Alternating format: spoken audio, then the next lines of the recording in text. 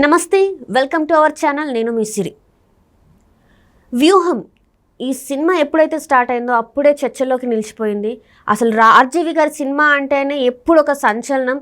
తన గురించి ఆ సినిమాల గురించి అందరు మాట్లాడుకోవాలని తను అలాంటి సినిమాలు తీస్తారా తెలియదు, కానీ ఎప్పుడు మాత్రం వార్తలలోనే ఉంటారు. అయితే వ్యూహం సినిమాకి కౌంటర్గా లోకేష్ ప్రొడక్షన్స్ నుంచి కూడా కొన్ని సినిమాలు రాబోతున్నాయని అయితే చర్చలోకి వచ్చింది.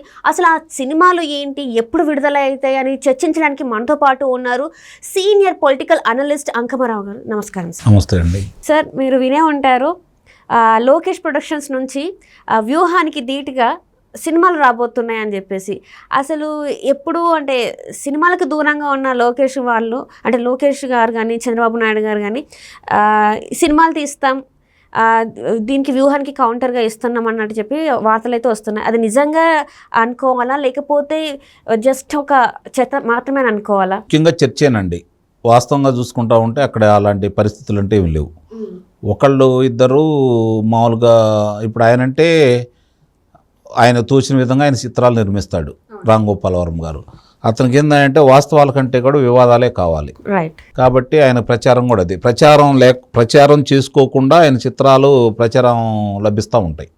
ఎందుకంటే ఆయన డబ్బులు ఖర్చు పెట్టే పని లేకుండా. దానికి ఈరోజు ఎక్కడైనా గత 7-8 సంవత్సరాల నుంచి చూసుకుంటా ఉంటే ఆయన అన్ని వివాదాల చిత్రాలకే మొగ్గు చూపుతూ ఉన్నాడు. సరే, వ్యూహం చిత్రాన్ని నిర్మించాడు. అంతకుముందు లక్ష్మీ ఎన్టీఆర్ అనే చిత్రాన్ని కూడా నిర్మించడం కూడా జరిగింది. ఏ విధంగా ప్రచారం పొందిందో చూస్తూనే ఉన్నాం. ఎందుకంటే వాస్తవాలు లేవు. ఇప్పుడు ప్రజలు వచ్చి సినిమా చూసి దాని గురించి చర్చించుకోవాలి అంటే ప్రజల్ని దాంట్లో ఆయన కథనాన్ని నడిపే విధానంలో మమేకం చేయాలి. కానీ ఏదో చెయ్యాలి, కొంతమందిని వ్యక్తిగతంగా దృష్టి పెట్టుకొని వాళ్ళ వ్యక్తిత్వ హననానికి, వాళ్ళని తిట్టడానికి మాత్రమే చిత్రాలు నిర్మిస్తే చిత్రాలు చూడరు. ఇది కూడా అదే కోవకు చెందింది. కాకపోతే ఇది కొంచెం మితిమీరి చేశారు. కాస్త ఇబ్బందికరమైన సన్నివేశాలు ఉన్నాయి, ఇబ్బందికరమైనటువంటి సంభాషణలు ఉన్నాయి. వాస్తవాలకు కొంచెం దూరంగా వ్యక్తిగత జీవితాలలోకి, కుటుంబ జీవితాల్లోకి వెళ్ళాడని చెప్పని ప్రచారం జరుగుతుంది.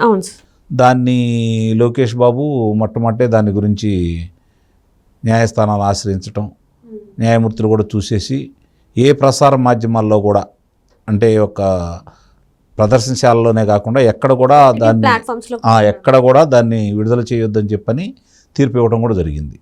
ఇవన్నీ దృష్టిలో పెట్టుకున్న తర్వాత వీళ్ళు కూడా దానికి సంబంధించినంత వరకు ఇప్పుడున్న ప్రభుత్వానికో లేకపోతే వ్యక్తిగతంగానో ప్రతి వ్యూహంగా కొన్ని చిత్రాలు నిర్మిస్తున్నారనే వాదన బయటకు తీసుకురావడం కూడా జరిగింది. ఈ రోజున్న పరిస్థితుల్లో వాస్తవాన్ని చూసుకుంటా ఉంటే చిత్రాల వల్ల పెద్ద ఉపయోగం జరుగుతుందని కానీ, దానివల్లే గెలుపోవటంలో నిర్ణయపడతాయని కానీ అయితే నేనైతే భావించట్లేదు. చిన్న చిన్న ఇబ్బందులు ఏదన్నా ఉంటే ఉండొచ్చు. కొన్ని చేసినవి బలంగా, అంటే ప్రజలకి తెలిసినవి అట్ని బలంగా చెప్పగలిగితే ప్రజలు ఆదరిస్తారు. రామ్ గోపాల్ వర్మ తీసిన వ్యూహంలో అయితే అలాంటివి లేవు అనేది చాలా స్పష్టంగా అర్థమైపోయింది. ఆయన ప్రచార చిత్రాలు చూసినప్పుడే వాటి గురించి మనకి స్పష్టంగా తెలిసింది. దాని మీద వీళ్ళు వెళ్ళారు. న్యాయమూర్తులు కూడా చాలా విస్పష్టంగా చెప్పడం కూడా జరిగింది. కాబట్టి దానిలో లోపం ఉందనేది అర్థమైపోయింది. అది రేపు 21 తర్వాత ఏం చెప్తారనేది చూసుకోవాలి. ప్రతి వ్యూహంగా చిత్రాలు నిర్మిస్తున్నారనే కదా మీరు అడుగుతుంది. ఇప్పటివరకైతే ఆ సమాచారం లేదు. కొంతమంది ప్రయత్నించారని సంగతి తెలుసు, కానీ చిత్రీకరణలో ముందుకెళ్ళారని, ఈ చిత్రానికి పోటీగానో లేకపోతే రేపు ఎన్నికలను దృష్టిలో పెట్టుకొని ఆ చిత్రాలను విడుదల చేస్తారని కానీ ఇప్పటి వరకు అయితే సమాచారం అయితే లేదు. మరి ఉంటే ఈ పాటికి దీనికి ప్రతి వ్యూహానికి వాళ్ళు పేరుతోటి ప్రచారం కూడా జరిగేది కదా, జరగలేదు. కాబట్టి అది లేదనే భావించాల్సి వస్తుంది. అయితే కొన్ని పేర్లు తెర మీదకి వచ్చాయి సార్. ఏమని వచ్చాయంటే హూ కిల్డ్ బాబాయ్, కోడి కత్తి అని చెప్పేసి కొన్ని సినిమా పేర్లు.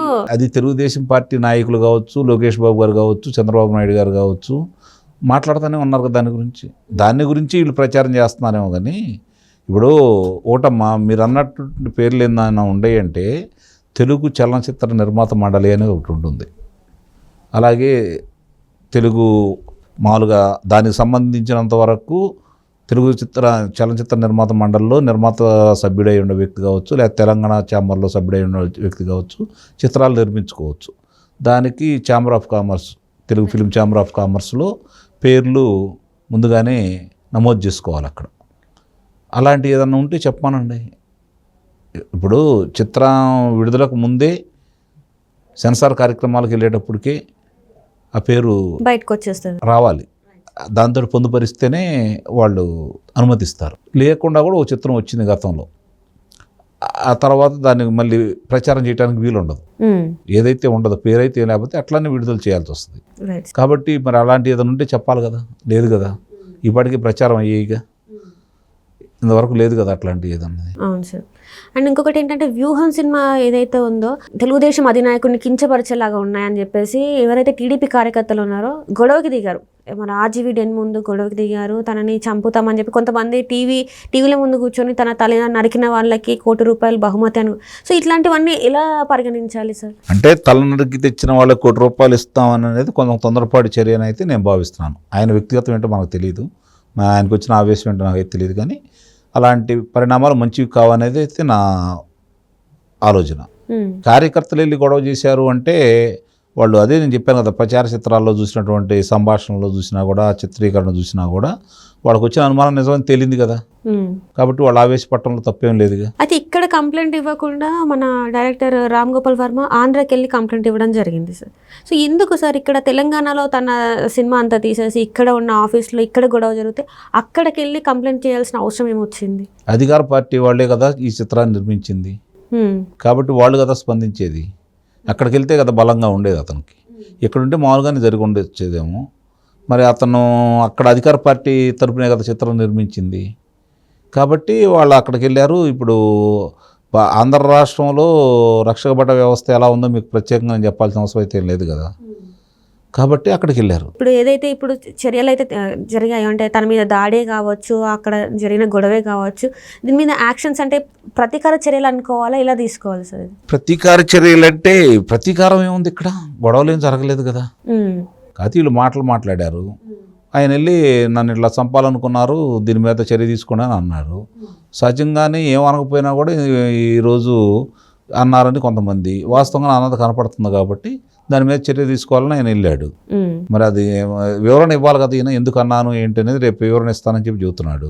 ఆ వివరణ వచ్చిన తర్వాత వాళ్ళే ఆలోచించుకుంటారు ఏం జరుగుతుంది, ఏంటి, ఎందుకు చెప్పాలనుకున్నారు ఏందనేది. ఈ సినిమాలో అయితే ప్రస్తావన మాత్రం జస్ట్ అదొక చర్చ మాత్రమే, అంతే. అది అందులో ఎట్లాంటి వాస్తవాలు లేవంటారు. వీళ్ళు వాస్తవాలు ఉండయనే కదా వెళ్ళింది. న్యాయమూర్తులు కూడా వీళ్ళు చెప్పిన దానికి నమ్మే కదా దాన్ని నిలుపుదల చేసింది, విడుదల కాకుండా 3 వారాలు నిలుపుదల చేశారంటేనే అర్థం చేసుకోవాలి కదా అందుట్లో లోపం ఉందనేది. అయితే ఇప్పుడు ఇది లోకేష్ ప్రొడక్షన్స్ నుంచి వస్తాయని ప్రచారం జరుగుతున్న సినిమాలు అయితే ఏవి రావు ప్రస్తుతానికైతే, నాకు తెలిసినంత వరకు లేదు. మరి ఒకవేళ వస్తే ఈ అన్ని రోజులు కాదు, ఇంతకు ముందులా కాదు పరిస్థితి.